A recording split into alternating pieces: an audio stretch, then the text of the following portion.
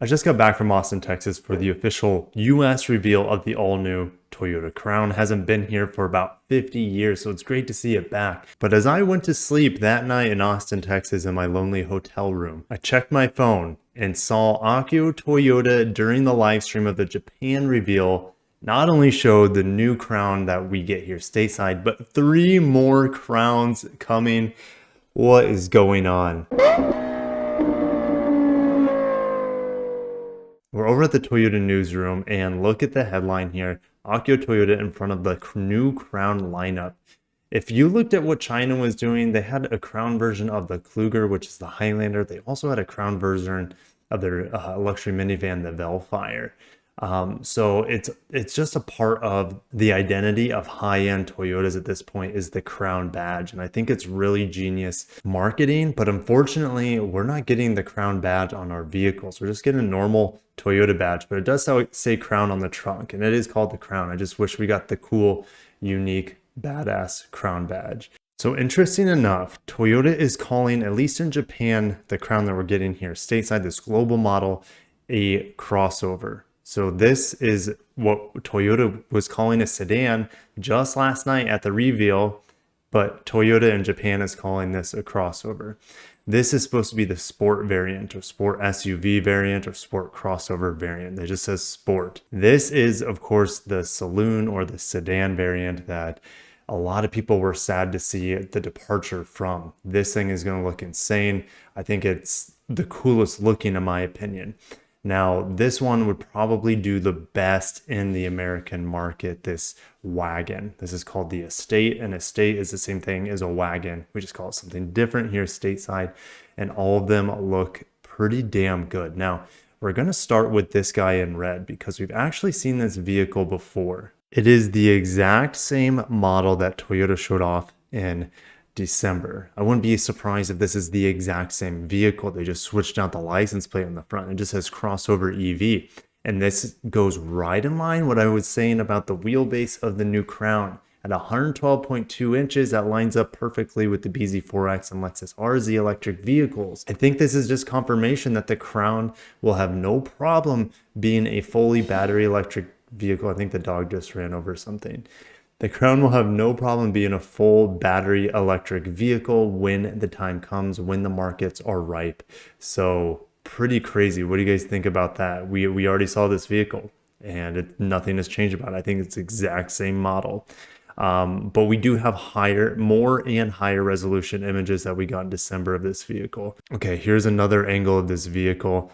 I mean, I'm getting like Porsche Macan sort of dynamics and design cues from this. What do you guys think? I think it looks really, really sharp. Almost Infiniti FX, right? Infiniti FX. Throw the V8 in that FX, but no V8 for this. I like the rear taillights on it. I like how it says Crown, just like the sedan SUV crossover version that we currently have coming for the United States. But this thing, I mean, would sell so well. It would be like, what's the point of the Venza, right? At that point, unless they make this version just fully battery electric, which they could. I think it all just depends on the market. And that's the crazy thing with the scalability of the TNGA platform. Look how tiny that Toyota badge is.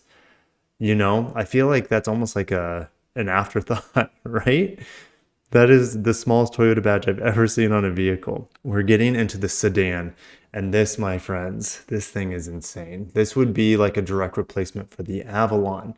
And I think this is going to be almost a precursor for possibly the Lexus ES in some ways with maybe the overall design. Just look how long this Audi A7-like smooth sloping roofline is.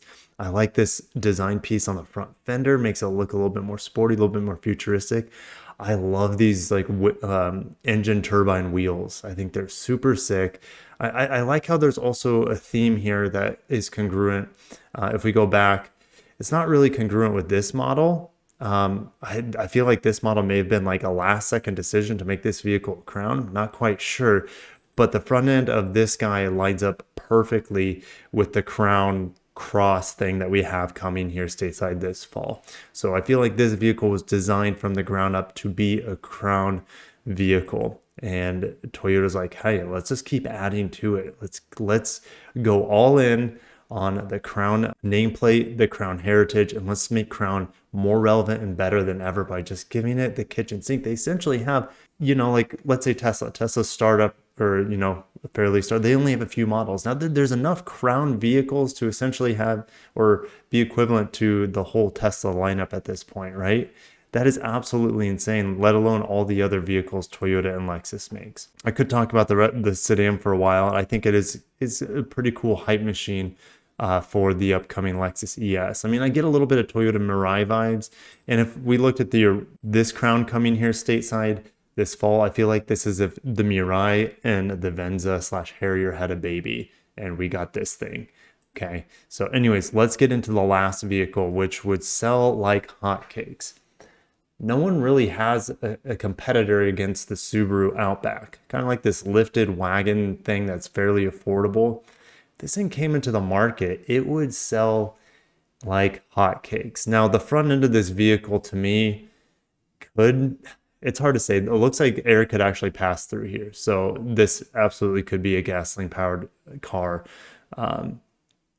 Unlike which that red one may or may not be. This one is definitely a shoo-in to be a gasoline car. Huge 21-inch wheels. I think that's a theme on all of these. Maybe not the sedan. Let's go back. We might only have 20s here, but we have probably 21s here. A very unique headlight display. It's kind of like the red one we saw earlier, but not quite. And you just see the overall dimensions here. It's almost like they took a Yaris Cross and just stretched it and made a Toyota Crown Outback. So this thing would sell so well. It almost looks like the wheelbase is longer on this vehicle. I mean, it could be. It's hard to say. And then the light bar across the back looks good. Crown, another really small Toyota badge here. So, I mean, the Toyota badge is secondary to the Crown badge and Crown naming of these vehicles. So Crown is the primary brand and Toyota is kind of like the secondary thing. So anyways, I think that's about everything we have for these vehicles. I would expect all of them to have the same powertrains that we currently have on the Hybrid Max, so the 340 horsepower with all-wheel drive, as well as the standard hybrid system with 236 horsepower and nearly 40 miles per gallon. I think all-wheel drive would be standard for the EV. Now, whether they would give it the BZ4X as all-wheel drive at 200 horse or the RZ450E's all-wheel drive system with a little over 300 horse, it's hard to say.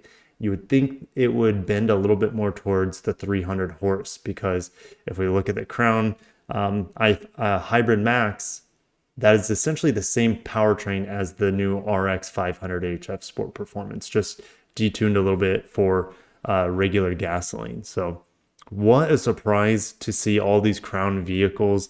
I can't believe that Toyota did that. I don't know which ones would come to America. I think this one would make the most sense due to the fact that no one has a direct competitor against the Subaru Outback, and Subaru can't make enough of those vehicles. It's their cash cow essentially. So if Toyota comes in with a nicer Outback, a better looking Outback, which, I mean, that's subjective, but I mean, that would be incredible. Also, hybrids. If you can get an Outback that gets 40 miles per gallon, that's pretty incredible. Anyways, one more thing I wanted to address about the Crown is trunk space. I didn't know trunk space yesterday. They just told me like 3 golf bags. It's 450 liters, which is nearly 16 cubic feet. It's like 15.9 cubic feet, which is pretty much virtually identical to what we have in the Avalon. So it's essentially a taller, more sporty looking Avalon. So which of these models is calling out to you? The sedan is number 1 for me. Not what Toyota's calling the sedan here stateside. I get it because the Avalon is lower to the ground and this is easier for older Avalon buyers to get into. I get it. I mean, this car is just incredible, the sedan. And this is probably this could be the first Crown PEV. It's really hard to say. It's just a complete shock to me. There's nothing else for me to say because none of this was even mentioned, other than there was talk that there would be Crown variants, but not even like a spy shot or a render. Not even Best Car was coming up with images to detail the mini variants. And what we have here is just mind-blowing. It's out of left field as the Toyota battery electric vehicle lineup in December. So Toyota keeps surprising us. This crossover here, this state wagon vehicle, Subaru Outback sort of thing would do incredible here stateside. But I'm going to end it there. Whew. If you enjoyed today's video, hit the like button. If you haven't seen the full breakdown of the Crown that's coming here stateside, make sure to watch that video that I filmed in Austin before the reveal. I didn't really get a chance to do an official walk around on the vehicle because when I got there, it was under wraps. They did the reveal, and then it was dinner, and then it was just a bunch of journalists afterwards, like taking pictures and sitting in the car and stuff. So I didn't get an official like walk around of the vehicle. I got some B-roll, but wait for October because I will be driving in October. I will be driving not only the Crown in October and the both powertrains, mind you. I'll be driving the new Corolla Cross Hybrid. Yes, the Corolla Cross Hybrid, the new Corolla Hybrid, and the new refreshed Highlander with the turbocharged engine. So that is all coming in October. Can't wait to share that with you guys on the channel. Thank you guys so much for your support. I am dead tired. I'm ready to go watch a couple shows with my wife and just pass out. Thank you guys for your support. Catch you in the next one.